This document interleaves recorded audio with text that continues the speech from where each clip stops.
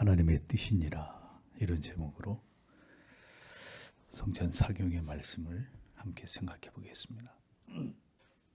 성찬을 대할 때마다 우리는 성경이 우리에게 명백하게 말씀하고 있는 진리를 직시하게 됩니다. 그것은 고린도전서 11장 8절에 기록되어 있는 사람이 자기를 살피고 라는 바로 이 간략하지만 매우 무게 있는, 간구할 수 없는 이 말씀입니다.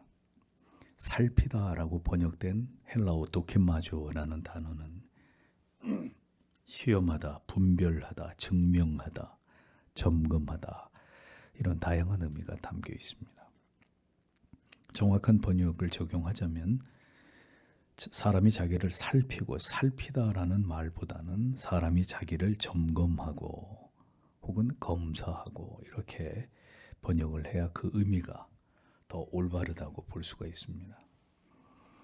우리가 무엇인가를 검사한다고 할 때는, 또 어떤 것을 분별하고 그리고 점검한다고 할 때는 이 일이 절대로 가벼운 일이 아니라 매우 철저하고 정밀하게 이루어져야 된다는 사실을 우리가 잘 알고 있습니다.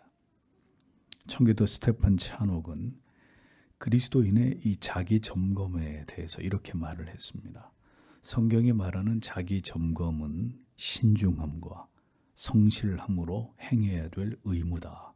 성경에서 자기 점검은 사람이 자기의 마음을 흘깃 쳐다본 후에 금방 눈길을 돌리는 것이 아니라 자기의 마음과 더불어 진지하게 대화를 나누는 것이고, 등불을 환하게 켜서 자기의 마음의 모든 구석구석과 틈새를 비추어 보는 것이며, 사람의 몸에서 지방으로 가려져서 잘 보이지 않는 모든 핏줄까지 찾아내는 것이다. 이렇게 이야기를 했습니다.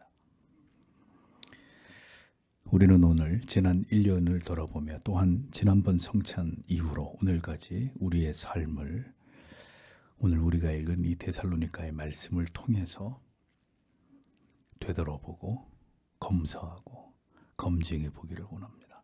16절에 항상 기뻐하라 라고 바울은 데살로니가 교회의 성도들에게 명령했습니다. 이 16, 17, 18절은 모두 명령문으로 되어 있습니다. 로마의 지배를 받고 있던 데살로니가 지역의 성도들은 지금 극도의 박해를 받고 있었던 이런 상황이었습니다. 그러니까 바울이 항상 기뻐할 것을 명령하고 있었던 이 시기는 기뻐할 일이 절대로 없었던, 괴로움과 고통을 당하고 있었던 이런 때였다는 사실을 우리는 기억할 필요가 있습니다. 박해와 핍박 속에서 괴로움과 고통과 두려움과 근심으로 무겁게 마음이 눌리고 있었던 때에, 그럼에도 불구하고 사도 바울은 지금 데살로니가 교회 성도들에게 항상 기뻐하라, 이렇게 강권하고 있었던 것입니다. 여러분, 이것이 바로 기독교만이 갖는 신앙의 위대성입니다. 바울은 빌립보서 2장 17절 18절에서 다음과 같이 말했습니다. 만일 너희 믿음의 재물과 봉사 위에 내가 나를 관제로 드릴지라도 나는 기뻐하고 너희 무리와 함께 기뻐하리니 이와 같이 너희도 기뻐하고 나와 함께 기뻐하라. 기뻐하라는 말을 이 두 구절 안에서 4번이나 반복하고 있습니다. 바울은 성도의 그리스도를 향한 모든 신앙의 삶이 희생과 섬김이라고 보았고, 자신이 그 위에 관제로 마치 희생 제물 위에 이렇게 부어지는 포도주처럼 함께 드려지게 되더라도 자신은 이로 인해서 기뻐할 것이고, 빌립보 교회 성도들도 자신과 함께 기뻐해야 될 것이라고 이렇게 말하고 있습니다. 또 바울은 다시 디모데후서 4장 6절에서 8절에는 이렇게 말을 합니다. 여기서도 관제라는 말이 나오죠. 관제와 같이 벌써 내가 부음이 되고 나의 떠날 기약이 가까웠도다. 내가 선한 싸움을 싸우고 나의 달려갈 길을 마치고 믿음을 지켰으니 이제후로는 나를 위하여 의의 면류관이 예비되었으므로 주 곧 의로우신 재판장이 그날에 내게 주실 것이니 내게만 아니라 주의 나타나심을 사모하는 모든 자에게니라 이렇게 말씀했습니다. 바울은 여기서도 자신이 관제와 같이 부어지게 되었고 이제 주님 앞에 갈 날이 가까이 왔지만 자신을 위해 예비된 면류관을 바라보면서 그는 소망과 기쁨에 찬 이런 고백을 하고 있는 것을 볼 수 있습니다. 빌립보서 3장 1절에서도 사도는 이렇게 말합니다. 정말로 나의 형제들아 주 안에서 기뻐하라. 너희에게 같은 말을 쓰는 것이 내게는 수고로움이 없고 너희에게는 안전하니라. 같은 책 4장 4절에서도 주 안에서 항상 기뻐하라. 내가 다시 말하노니 기뻐하라. 이렇게 말하고 있는 것을 볼 수 있습니다. 흡사 사도는 기쁨의 사도라 여길 만큼 기뻐하라는 표현을 바울 서신 곳곳에서 그가 이렇게 남겨놓은 것을 우리가 확인할 수 있습니다. 그는 무엇 때문에 이토록 기쁨을 강조했던 것일까요? 바울 사도의 기쁨의 원인은 오직 예수 그리스도임을 그의 고백은 우리에게 들려주고 있습니다. 바울은 빌립보서 3장 7절에서 9절에 이렇게 말합니다. 그러나 무엇이든지 내게 유익하던 것을 내가 그리스도를 위하여 다 해로 여길 뿐더러 또한 모든 것을 해로 여김은 내 주 그리스도 예수를 아는 지식이 가장 고상함을 인함이라. 내가 그를 위하여 모든 것을 잃어버리고 배설물로 여김은 그리스도를 얻고 그 안에서 발견되려 함이니 내가 가진 의는 율법에서 난 것이 아니요 오직 그리스도를 믿음으로 말미암은 것이니 곧 믿음으로 하나님께로서 난 의라. 이렇게 기록하고 있습니다. 바울 사도는 예수 그리스도를 구주로 믿음으로 말미암아 영원히 의롭게 된 사실에 관해서 그는 그 이유 때문에 기뻐하고 있다고, 자신에게 임한 구원으로 인해서 나머지 모든 것들을 내가 다 해로 여길 뿐만 아니라 배설물처럼 여긴다고까지 고백하고 있는 것을 볼 수 있습니다. 성도 여러분, 이토록 그리스도 때문에, 오직 예수 때문에 그리스도 안에서 기뻐하고 있는 바울을 보면서 우리는 이질감을 느끼지 않을 수 없습니다. 동일한 예수 그리스도를 구주로 믿는 우리의 삶을 돌아볼 때 올 한 해에도 우리는 얼마나 진정으로 영혼에 차오르는 기쁨을 누리면서 그 거룩한 기쁨으로 우리의 모든 삶을 넉넉히 감당하면서 살아왔는지를 돌아보게 됩니다. 우리에게 과연 기쁨이 있었나? 바울이 이렇게 구구절절히 이야기하고 있는 이 영혼에 벅차오르는 기쁨이 하늘을 살아가는 동안 우리 영혼 가운데 얼마나 자주 발견되었었나? 우리는 기뻐할 일이 거의 없는 이 땅에서의 삶을 살아오면서도 과연 바울처럼 그 환난과 박해의 시간을 지나가던 초대교회 성도들처럼 기뻐했었는지를 생각해 보게 됩니다. 바울의 기쁨의 원천은 예수 그리스도였다고. 사도는 그 예수 그리스도를 아는 지식의 그 고상함 때문에 그 지식에 심취할수록 자신에게서 모든 것들은 전부 다 해로 여기게 됐고 그 모든 것들을 잃어버리는 것을 당연하게 여겼으며 그리스도 외의 모든 가치들을 배설물처럼 여기게 되었다. 이렇게 말하고 있습니다. 그렇다면 우리가 예수 안에서 참 기쁨을 누리지 못함은 그리스도를 알아가는 고상한 지식이 아직 우리에게 현저히 부족하기 때문이고 그것이 첫째 이유라고 말할 수 있을 것이고, 둘째는 그렇게 그리스도의 진정한 가치를 발견할수록 점점 세속적인 것들을, 우리 자신을 사랑하는 것들을 내려놓고 포기하고 잃어버리고 배설물처럼 여기면서 그것들이 버려짐이 마땅한 것이지만 우리는 그런 것들의 가치들을 여전히 움켜쥐고 있는 것이 우리에게는 바울과 같은 신령한 기쁨을 누리지 못하면서 살아가고 있는 이유라고 생각해 볼 수 있다는 것입니다. 아직도 움켜쥐고 있는 것들이 너무나 많고, 그 이유는 그리스도 예수 안에 있는 이 귀하고 복된 가치들을 아직도 우리가 깊이 맛보지 못한 때문이다. 이렇게 말할 수 있다는 것입니다. 성도 여러분, 올 한 해도 주님을, 그리스도의 십자가의 그 대속하신 은혜와 사랑을 알아가고 경험하는 일에 우리 모두가 어떤 노력과 진보가 있었는지를 돌아보십시오. 때로 성경을 읽다가 잠을 뒤로 물릴 만큼, 때로는 이른 시간 새벽을 깨울 만큼 다른 어떤 것에 대한 관심도 아닌 오직 그리스도에 대한 관심 때문에, 그리스도를 더 알고자 하는 마음 때문에,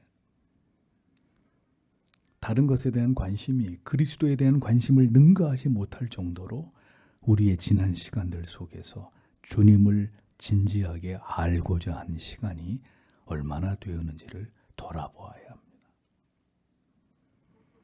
우리의 삶의 모든 기쁨이 실종된 이유가 무엇 때문입니까? 그 원인은 무엇 때문입니까? 항상 기뻐하라는 이 명령은 오직 예수 안에 거할 때, 오직 예수 그리스도를 알아가는 그 고상한 지식이 우리 영혼의 신령한 기쁨으로 임하게 될 때 우리의 마음에 가득 채워지는 가치가 된다는 것을 성경은 우리에게 분명하게 가르쳐주고 있습니다.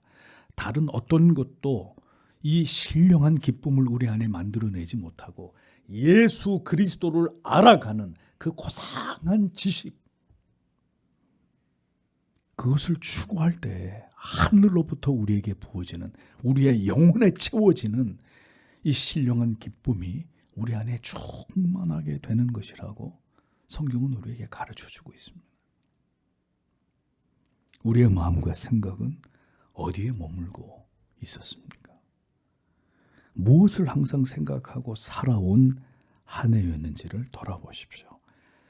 예수 그리스도를 온전히 바라보지 못하고 그 거룩한 지식에 창념하지 않은 채 온통 다른 대상을 향해 달려갔던 우리의 생각과 우리의 마음, 이것들을 우리는 주님 앞에 변명하지 못할 것입니다. 언제나 주님은 우리에게 기쁨을 주고자 하시는 분입니다. 그 이유는 인생 자체가 수고와 슬픔뿐이기 때문입니다. 그래서 우리의 목자 되신 주님은 항상 우리에게 푸른 초장과 쉴 만한 물가로 인도해 주기를 기뻐하시는 분입니다. 수고하고 무거운 짐을 지고 가는 인생들에게 편히 쉼을 주고 싶어 하시는 분이 우리 목자가 되시는 예수 그리스도이십니다. 그러면 예수 그리스도를 찾아야 그 안에서 참된 기쁨을 맛보고 위로를 맛보고 쉼을 얻는데 예수를 찾지를 않는단 말입니다.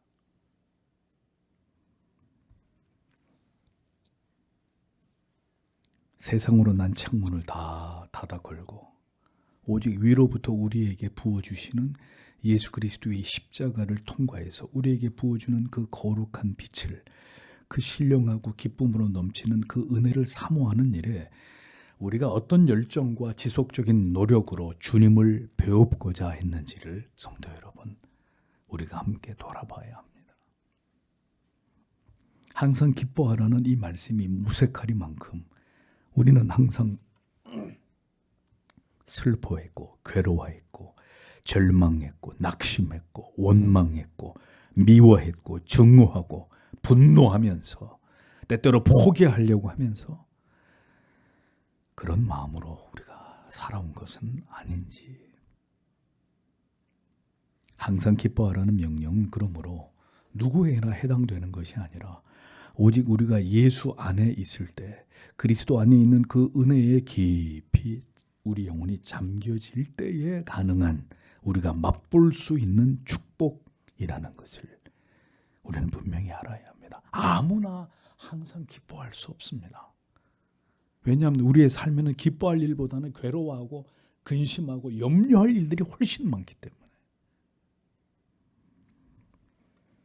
항상 기뻐하라고 말씀했습니다. 기뻐할 수 있을 때만 기뻐하는 삶이 아니라 도무지 기뻐할 수 없는 괴로움과 고통과 시련 속에서도 질병과 궁핍과 핍박과 환난 속에서도 기뻐하라는 말씀입니다.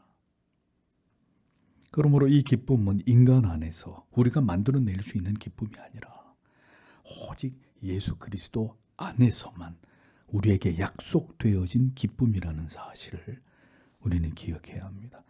괴롭고 눈물 나고 슬프고 절망이 찾아올 때, 그래서 우리가 붙들고 바라봐야 될 대상은 우리의 현실도 내 자신도 아니라 오직 예수 그리스도의 십자가라는 것입니다. 내 죄를 위해서 주께서 감당하신 그 십자가를 깊이 묵상하고 사랑하고 그 안에 담겨진 모든 지식을 캐낼 때 우리 영혼은 비로소 기뻐할 수 있는, 어떤 때든 어떤 상황에서든 기뻐할 수 있는 은총을 얻을 수 있다라는 진리를 성경은 우리에게 가르쳐주고 있는 것입니다. 예수 안에 있는 영원한 약속, 영생을 바라보고 소망하게 될 때 우리의 모든 절망과 슬픔과 고통과 괴로움을 능가하는 하늘의 기쁨과 위로를 성도는 얻을 수 있는 것입니다. 그러니까 우리는 늘 돌아갈 본향을 생각해야 돼요. 누군가가 돈을 많이 모아서 자기가 가고 싶은 나라에 한 1년 동안 살 수 있는 그런 기회가 마련되었다면 그 떠날 날, 그 나라에서 살게 될 그 날만 손꼽아 기다리지 않겠어요? 나는 잠시 후면 이제 그 나라에 가서 살 수 있다. 그곳에서 그 아름다운 자연을 맛보고 그 이국적인 곳에서 즐거운 시간을 보낼 것이다. 그 나라를 생각하고 또 생각하고 오늘 좀 스트레스 받는 일이 있어도 조금만 참으면 내가 가고 싶은 곳에 갈 수 있다 하면서 스스로를 위로하겠죠. 그리스도인들도 마찬가지입니다. 삶이 우리를 속이고 우리를 슬프게 하고 낙심하게 할 때 잠시 후면 영원한 곳에서 주님과 함께 찬란한 영광과 기쁨을 누릴 날이 내게도 다가오고 있다. 그 나라를 생각하고 또 생각하고 또 생각해야 우리가 위로와 기쁨과 힘을 얻으면서 이 세상을 지나갈 것이 아닙니까?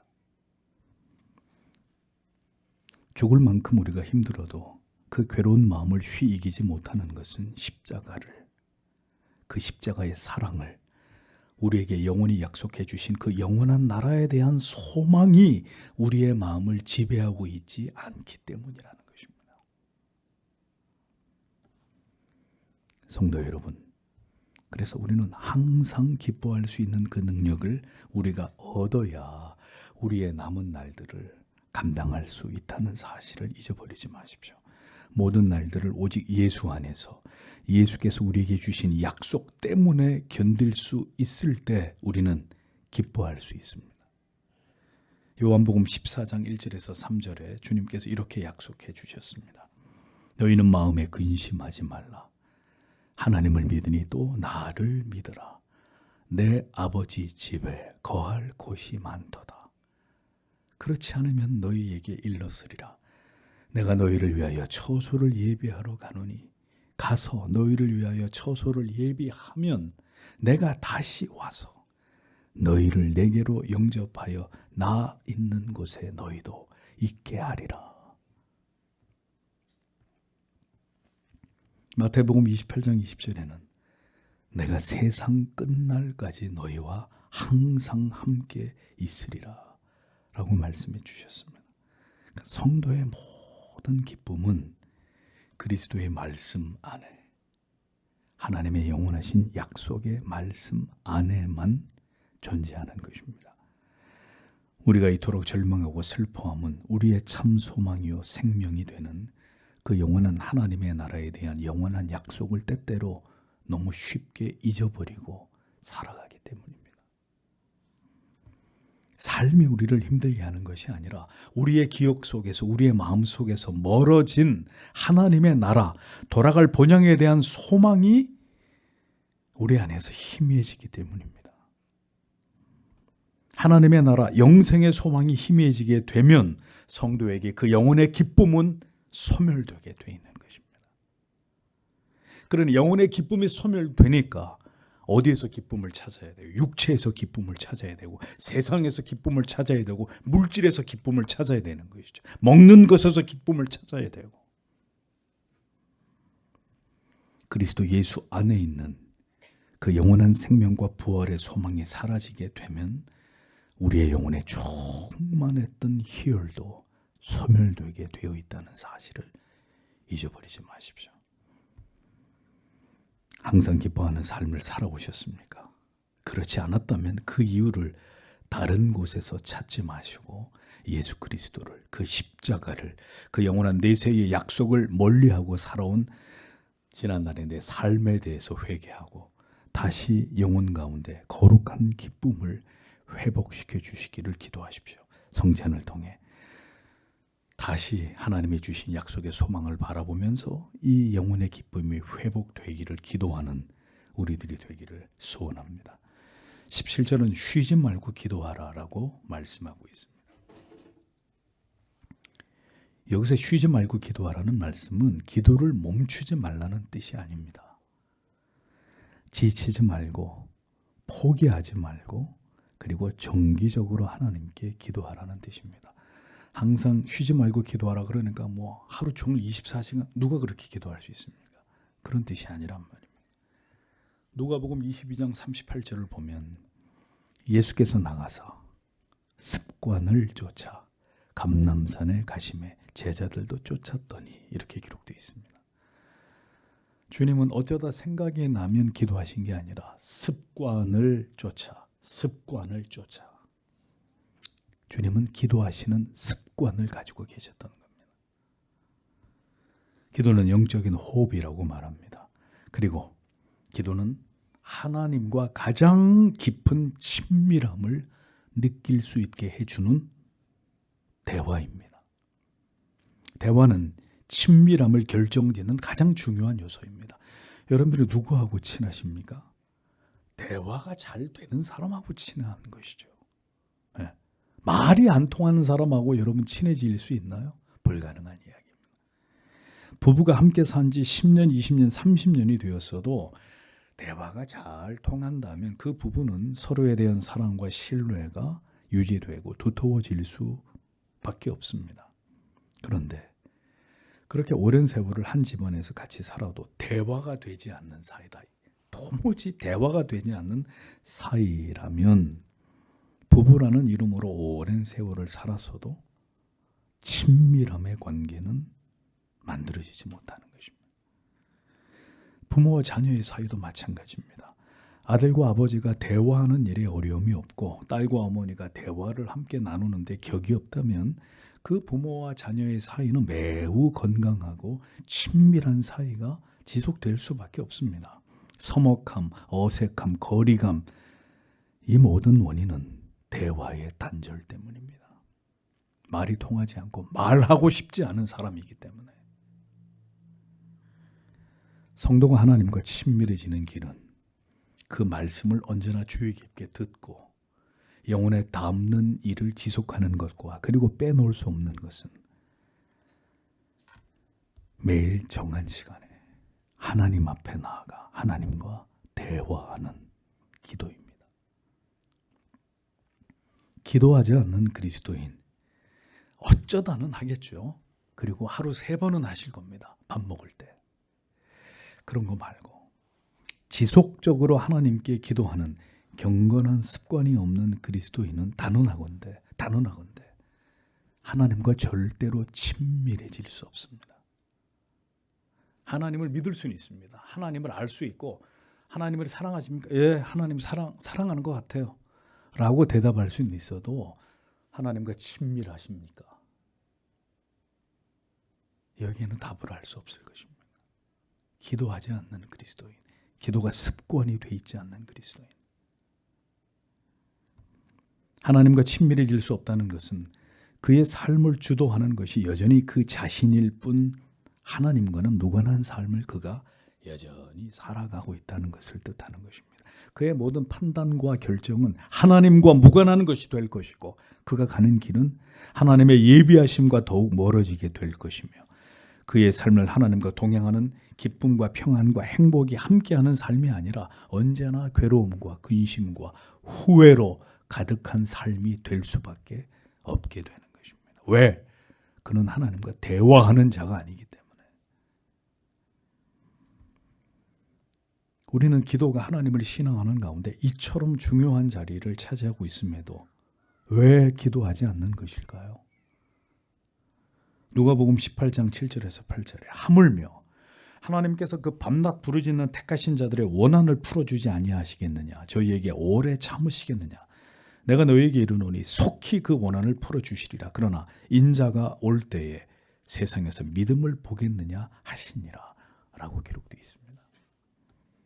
하나님은 분명 하나님의 자녀들이 하나님께 나아가 기도하는 것을 기뻐하시는 분이십니다. 그러나 죄인인 우리들에게는 언제나 줄기차게 하나님께 나아가 기도하는 일에 대해서 우리의 지정의는 너무나 연약하기만 합니다. 기도의 필요성을 깨닫지 못하고, 깨달아도 기도의 자리에 나아가지 못하고, 기도의 자리에 나아가도 마음을 쏟아 간절히 기도하고 싶은 감정이 생겨나지 않는다는 게 문제라는 것입니다. 기도는 나의 영혼의 상태를 파악할 수 있는 바로미터와 같습니다. 진리의 말씀을 양식 삼아 늘 그 말씀을 즐겨 묵상하는 자에게 하나님은 하나님과의 친밀함을 보이시고, 그 친밀함은 우리를 자연스럽게 어디로 이끌까요? 기도의 자리로 이끌게 되어 있습니다. 사랑하는 사람과는 더 많은 대화를 나누고 싶고 같이 있고 싶은 게 당연한 것이듯이 하나님께로 나아가 기도하는 것을 즐거워하게 되고, 그 기도를 들으시는 하나님으로 인해서 적지 않은 위로와 마음의 평강과 확신을 얻게 되는 것입니다. 그러니까 기도에 대한 열심은 그가 기도를 통해 맛보는 하나님과의 친밀함과 비례하는 거예요. 그러니까 기도를 통해 하나님께 큰 은혜를 받을수록 더 그는 열렬히 기도하는 사람이 되는 것이고, 잠시 하는 기도를 통해 어떤 하나님과의 친밀함도 맛보지 못하고 냉랭한 가슴으로 기도 시작한 지 채 5분이 되지 못해서 자리를 뜨는 이런 일들이 일상이 되면 그것 때문에 더 기도하기 힘들어지는 것입니다. 기도하고 싶지 않아지는 것입니다. 성경을 묵상하고 자신을 돌아보고 기도에 온 마음을 쏟아 하나님께 나아가는 일은 분리될 수 없는 일들입니다. 성경과 멀어진 사람이 기도만 열렬히 할 수 있을까요? 기도가 싸늘하게 식은 사람이 성경을 통해서 풍성한 깨달음과 은혜를 받는 일이 가능할까요? 말씀과 기도에 깨어 있어야 죄가 감지되고, 죄가 감지될 때 즉시 회개의 자리로 나아가게 되고, 마음을 다한 참회의 기도는 다시 하나님과의 관계를 속히 회복시키는 이런 은혜들을 경험하게 되는 것이라는 거죠. 주님은 말씀하셨습니다. 불의한 재판관도 과부의 번거롭게 하는 일로 인해서 그 원을 들어준다면 밤낮 간구하는 자의 기도를 너희 하나님께서 들어주지 않으실 이유가 절대로 없고 오래 참으실 이유가 절대로 없으나 문제는 뭐라는 겁니까? 주님께서 오실 때 과연 그 같은 간절한 기도의 믿음을 볼 수 있겠느냐라고 묻고 계시는 거예요. 그러니까 내가 다시 올 때 믿음을 보겠느냐, 이 유명한 말씀은 다른 말씀과 연결되어 있는 말씀이 아니라 하나님은 오늘도 우리의 기도를 듣고자 하시는데, 문제는 이 과부처럼 밤이고 낮이고 이 재판관에게 찾아와서 나의 억울함을 풀어달라고 매일 달리는 과부처럼 밤낮으로 하나님 앞에 나아가서 기도하는 그런 믿음을 내가 다시 올 때 보겠느냐, 이렇게 말씀하고 있는 겁니다. 그러니까 마지막 때가 되면 대다수의 그리스도인들이 기도하지 않는 삶을 산다는 거예요. 아주 형식적인 기도 빼고는 하나님 앞에 마음을 쏟아부어 간절히 기도하는 이런 사람들이 거의 없을 거라는 말씀이에요. 믿는다고 하면서, 예수 믿는다고는 하는데 기도하는 믿음을 가진 그리스도인들은 소수에 지나지 않을 것이다. 주께서 하신 말씀입니다. 사람의 믿음이 식을 대로 식어져서 도무지 하나님께 기도하지 않고 살아가는, 믿음이 있다고는 하나 주님께서 인정하시는 믿음을 가진 자들을 도무지 찾아보기 어려운 때가 도래한다. 언제? 주님이 다시 오실 때가 임박한 시기에. 성도 여러분, 한 해 동안 여러분의 기도의 자리를 돌아보십시오. 여러분의 하루의 시작과 마지막은 하나님께 드리는 기도로 언제나 채워져 있었습니까? 언제나, 오늘은 많이 나오셨나요?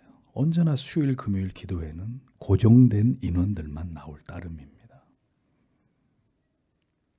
내 집은 분명히 만민이 기도하는 집이라고 교회를 정의하셨던 주의 말씀이 무색하게 그지없는, 이제 점점 어느 교회든 1000명이 모이는 교회인데 기도회는 20-30명이 나온다고 하더라고요. 이게 이제 보편적인 일이 되어가는 것입니다. 보편적인 일이. 기도가 막혀버리는 일들이 왜 일어납니까? 하나님의 뜻을 거스리며 불순종하는 죄의 자리에 계속 머물러 있기 때문입니다. 기도하려고 해도 기도가 나오지 않는 이유는 여전히 나의 고집이 살아있고 내 뜻대로 행하려고 하는 의지가 하나님께 굴복되고자 하는 의지보다 더 강하기 때문에, 하나님께 굴복되려고 하는 의지보다 내 마음대로 하려고 하는 의지가 더 강하다. 그럼 기도가 나오지 않는 거예요. 하나님께서는 겸손한 자의 기도를 들으시고 기도하게 하실 자의 영혼을 지극히 겸비하게 하십니다. 그 마음이 하나님 앞에 한없이 낮아질 때 기도가 시작되고, 그 기도는 마침내 자신의 깊은 죄를 깨달아 흐느끼는 통곡이 되고, 그 통곡 속에서 죄를 참회하며 엎드릴 때 하나님의 한없이 신 사랑과 긍휼이 그에게 부어지게 되는 것이고, 그 영혼이 회복을 경험하게 되는 것입니다. 기도하는 사람의 마음은 하나님을 향합니다. 이 타락하고 멸망한 세상이 아니라, 사람들이 아니라 하나님의 뜻과 그 영원한 나라를 생각합니다. 교회를 생각하고, 그리고 지체들을 생각합니다. 이 악한 시대를 믿음으로 살아내기 위해 거룩하고 신령한 가치들을 추구하게 됩니다. 그런 기도가 여러분의 한 해 동안 여러분을 통해 하나님께 자주 올려드려졌었는지를 돌아보십시오. 에베소서 6장 18절은 오직 기도와 간구로 하되 무시로 성령 안에서 기도하고 이를 위하여 깨어 구하기를 항상 힘쓰며 여러 성도를 위하여 구하고 라고 말씀했습니다. 빌립보서 4장 6절에 아무것도 염려하지 말고 오직 모든 일에 기도와 간구로 너희 구할 것을 감사함으로 하나님께 아뢰라. 골로새서 4장 2절 기도에 항상 힘쓰고 기도에 감사함으로 깨어 있으라. 모두 우리에게 이같이 기도를 명령하고 있습니다. 기도의 동력을 상실하는 그리스도인은 절대로 성화의 진보를 보일 수 없습니다. 그럼 어떻게 되죠? 다람쥐 쳇바퀴 돌듯이 현상을 유지하고 있으면 다행이죠. 조금씩 더 퇴보하게 됩니다. 기도가 사라진 성도의 마음에는 염려와 근심과 두려움이 기세등등하게 됩니다. 기도가 소멸된 성도의 영혼은 이기적인 자기 사랑과 세상을 향한 욕망과 미움과 분노가 그를 지배하게 되어 있습니다. 그래서 성경은 기도를 이토록 강조하고 있는 것이고, 예수 그리스도께서도 그의 공생애 속에서 그리고 마지막 십자가를 지시기 직전까지 가장 두드러지게 몸소 우리에게 보여주신 것은 바로 하나님을 향한 기도였음을 복음서는 우리들에게 분명하게 증언해주고 있습니다. 기도에 얼마나 많은 시간을 들였었는지를 돌아보십시오. 기도하실 수 있을 때 하지 않게 되면 기도하지 않을 수 없는 일들을, 상황들을, 그런 시대를 우리 앞에 기어이 다가오게 하실 것입니다. 마지막으로 18절에 범사에 감사하라고 말씀하고 있습니다. 감사는 신자의 마음에 깊이 담겨있는 영원한 지옥의 형벌에서 예수 그리스도의 십자가의 대속하심으로 인해 내 자신이 구원을 받게 된 사실에 대한 잊을 길이 없는 진정한 마음에서 시작되는 감정이 감사입니다. 그래서 불신자들에게는 감사라는 단어가 없어요. 보셨어요? 불신자들의 삶에는 감사라는 단어가 없어요. 로마서 1장 21절에 하나님을 알되 하나님으로 영어롭게도 아니하며 감사하지도 아니하고 오히려 그 생각이 허망하여지며 미련한 마음이 어두워졌나니 감사하지도 아니하고, 그렇게 기록되어 있습니다. 디모데후서 3장 2절에 사람들은 자기를 사랑하며 돈을 사랑하며 자긍하며 교만하며 회방하며 부모를 거역하며 감사하지 아니하며 거룩하지 아니하며 라고 말씀하고 있습니다. 감사가 사라지고 있는 시대입니다. 하나님을 향한 감사가 소멸되고 있으니 다른 대상을 향한 감사는 말할 것도 없습니다. 부모에 대해서, 스승에 대해서 우리가 살아가고 있고 밥을 먹고 있고 잠을 자고 돈을 벌고 공부를 할 수 있는 이 모든 것에 대해서 무감각해지고 있는 거예요. 모든 것이 당연하다고 여겨질 때, 모든 것이 나의 능력에 의해서 내게 주어진 것이라고 여길 때 감사의 모든 이유는 소멸되는 것입니다. 내 배로 낳은 자식이라 하더라도 부모에게 받은 사랑이 구체적으로 마음에 깊이 체감되지 않았다면 그 자녀의 마음속에 부모님에 대한 감사와 사랑도 흐려질 수밖에 없듯이 예수 그리스도의 십자가에 대한 경험이 관념적이고 추상적일수록 성도의 마음 안에 담겨져야 될 감사도 동일하게 관념적이고 막연한 것이 될 수밖에 없는 것입니다. 십자가의 구속의 은혜에 대한 생애적인 감격과 경험이 부재한 거짓 신앙이 증가할수록 비례해서 마음에 비롯된 진실한 감사도 사라지게 마련입니다. 억지로 되는 감사 보셨습니까? 감사가 없는 삶에는 감격이 없습니다. 그러니 어떻게 되죠? 온통 불평과 불만, 원망으로 가득 채워지기 마련입니다. 감사는 복을 받기 위함도 아니요, 감사해야 된다는 강박에 의해서 이루어질 수도 없는 것입니다. 감사는 감사할 이유를 깊이 온 마음과 영혼으로 깨닫고 경험하게 될 때 그 마음 깊은 곳에서부터 자발적으로 생겨나는 것이 감사입니다. 모든 감사는 그래서 예수 그리스도의 십자가를 통한 대속에서부터 모든 감사가 시작되어야 합니다. 여러분이 잘못 생각하시는 것이 있습니다. 그게 뭐냐? 취직을 해서 감사를 하고, 학교에 입학을 해서 감사를 하고, 건강이 회복이 돼서 감사하고, 사업이 잘 돼서 집을 장만해서 감사하는 것, 그거 감사 아닙니다. 물론 이런 것들도 감사의 이유가 될 수는 있습니다. 그러나 그 전에 진정한 감사의 출발은 예수 그리스도의 십자가를 통해서 내가 그 사실을 믿게 됨으로 하나님의 자녀가 되었고 영생을 얻게 되었으며, 오직 주의 은혜로 우리가 여전히 부족하고 죄를 범할 수밖에 없는 존재이지만 주의 은혜에 붙들려 오늘도 이 좁은 길을 가고 있다는 그 자체가 모든 감사의 출발점이 되어야 한다는 거죠. 뭘 잘해주면 감사한다 그러고, 뭘 그렇지 않으면 그냥 시험에 들고 낙심하고 절망하면 그게 성경이 말하는 감사일까요? 감사는 내가 하나님의 자녀가 된 것에 대한 감사.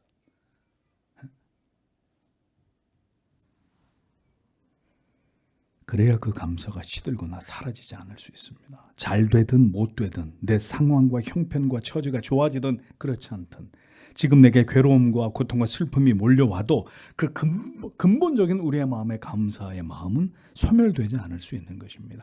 그러니 그 감사가 없으니까 눈에 보이는 것들로 감사가 이루어지는 거예요. 그 가변적인 감사, 감사했다가 감사 안 했다가 하는 감사.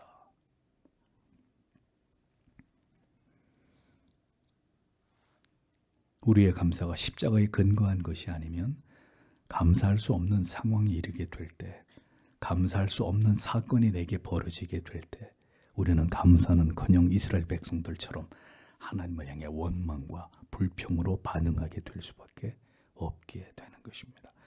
하나님께서 우리의 영원하신 아버지가 되심이, 변치 않는 약속을 통해 우리를 붙들고 가고 계심이, 우리가 연약하고 죄악에 넘어질지라도 변치 않게 우리를 사랑하시며 그 모든 죄에서 돌이켜 참 믿음의 길을 가게 하심이 진정한 감사의 이유가 될 때 우리는 그 은혜에 이끌려 이 믿음의 길을 끝까지 갈 수 있게 되는 것입니다. 항상 기뻐하라, 쉬지 말고 기도하라, 범사에 감사하라. 이 세 가지는 오직 그리스도 예수 안에 있는 하나님의 자녀들을 향하신 하나님의 뜻이다. 그리스도와 연합되어 있는 그리스도의 자녀들을 향한 하나님의 뜻이다라고 성경이 말씀하고 있습니다. 하나님의 뜻은 우리가 예수 그리스도 안에서 그 십자가의 위대한 사랑과 긍휼과 은혜 안에서 오늘도 이 죄악된 세상을 지나가는 연약한 존재일지라도 우리에게 주신 이 구속의 은혜를 기억하면서 기뻐하고, 그리고 지속적으로 기도하고, 그리고 잊을 길이 없는 우리를 구원으로 불러주신 그 사랑의 은혜에 감사하며 살아가는 것임을 우리는 잊지 말아야 합니다. 그러니 성찬을 앞두고 우리가 이것을 돌아봐야 되는 거예요. 지난 1년을 돌아보십시오. 그럼에도 불구하고 항상 기뻐하는 삶을 살아왔는지, 피곤하고 분주할지라도 언제나 기도의 끈을 놓지 않으며 하나님과 친밀함을 유지하려고 몸부림쳤는지, 언제나 나 같은 죄인을 구원하기 위해 십자가의 모든 고통과 조롱과 형벌 당하신 그리스도의 은혜와 하나님의 끝이 없으신 그 사랑에 대한 감사가 언제나 우리 안에서 충만했었는지를 깊이 우리는 생각해 봐야 되는 것입니다. 다른 모든 것보다도 중요한 것은 우리를 향하신 그리스도 예수 안에 있는 우리를 향하신 하나님의 이 뜻을 우리가 견고하게 붙잡고 기억하면서 살아가는 것입니다.